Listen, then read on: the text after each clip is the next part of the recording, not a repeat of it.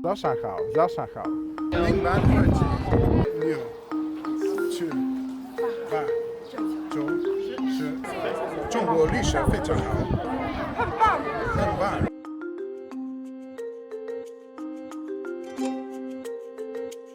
Being here today at the Great Wall of China is a very tangible and poignant reminder of the skill and the strength of the Chinese civilization. 唱真好没？ I think learning a language is a critical need when you want to understand any culture or any country. 明天我乱学汉语。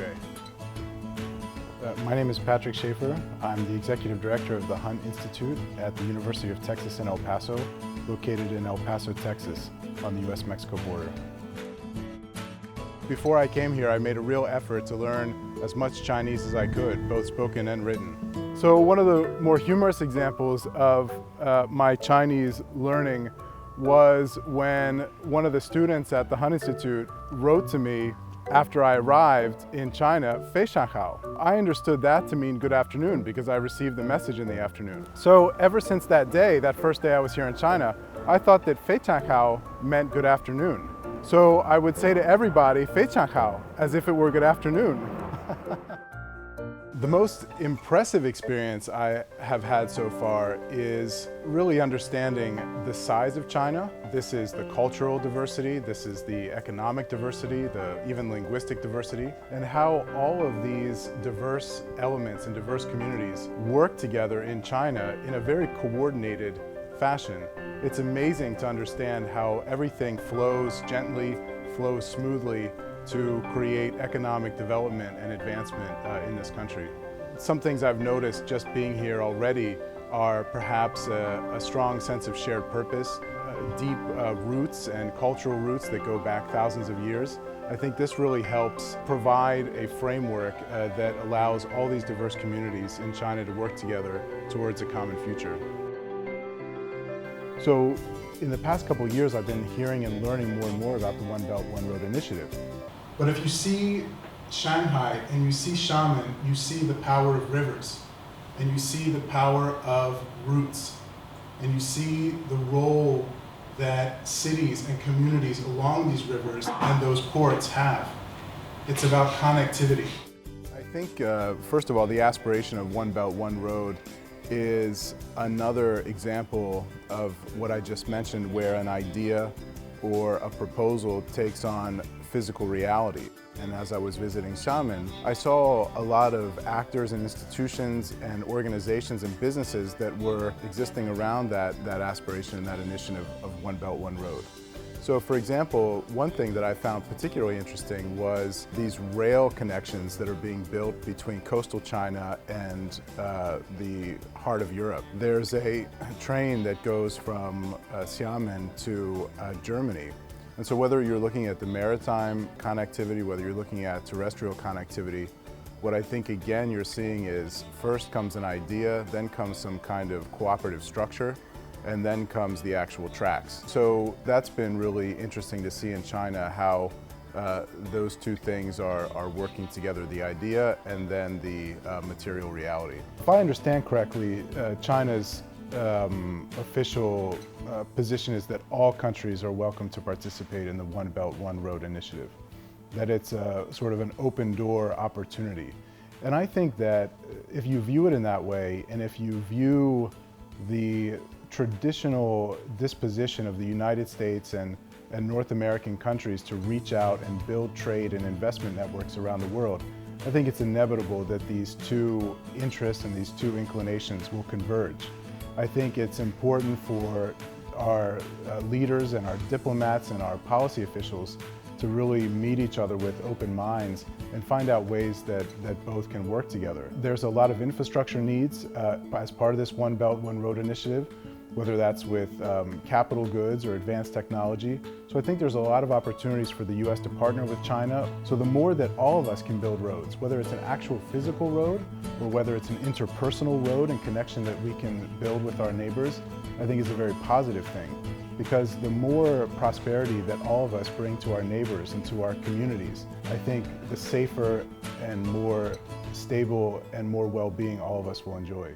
I'm Osten Jelinek from Germany. I'm the director of Taihe Institute, representing Taihe Shekou in Europe. When I first time came to China in 2004. So when I first came, of course, I was doing my PhD. I was doing it in the University of Cambridge, but I was writing about China's economic transition since reform since 1978. I wanted to have an understanding what kind of economic model, growth model China has compared to the West. And what are the challenges? And how does China's government and the people on an everyday basis cope with that huge transition?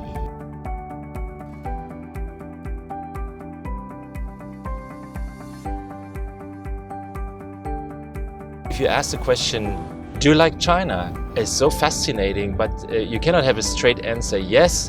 But after a while, after some weeks and months, you really understand and you really start to appreciating China's culture, history, the difference, the richness of China's difference. And if you ask me today, do you like China? Of course, I do. After a long day of work at the Taihe Institute, I meet friends. I really enjoy my old friends. And well, I really like all kinds of Chinese food and even spicy food.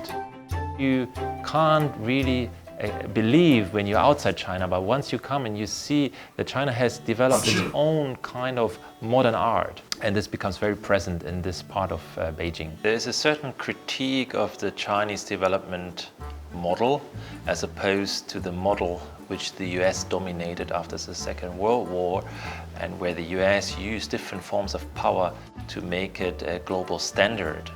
And you can critically say to create markets for the US economy. Development is freedom. I think, of course, every country has its rights to develop. So in this sense, it is completely right to say there is a freedom of development. I think that the world probably needs new forms of development.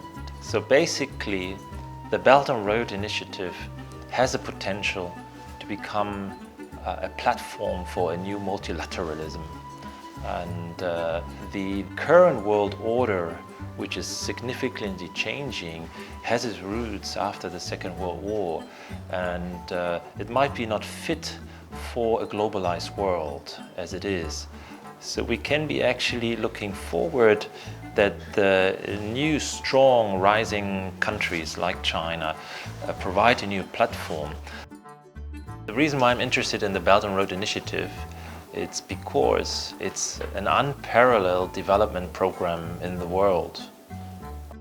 The Belt and Road Initiative has been received in a very positive sense by many countries. On the other hand, it has received some skeptical comments and observations, mainly from Western Europe, partially from the US.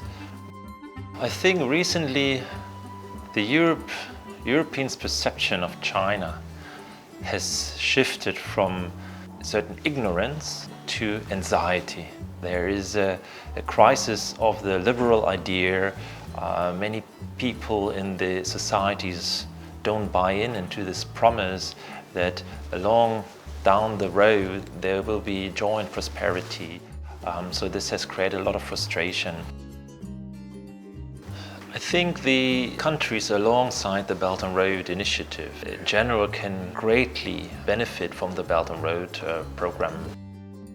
And also some of the European observers said that the program might create stability. China is providing a new vision for the world. I think this should be appreciated in first instance.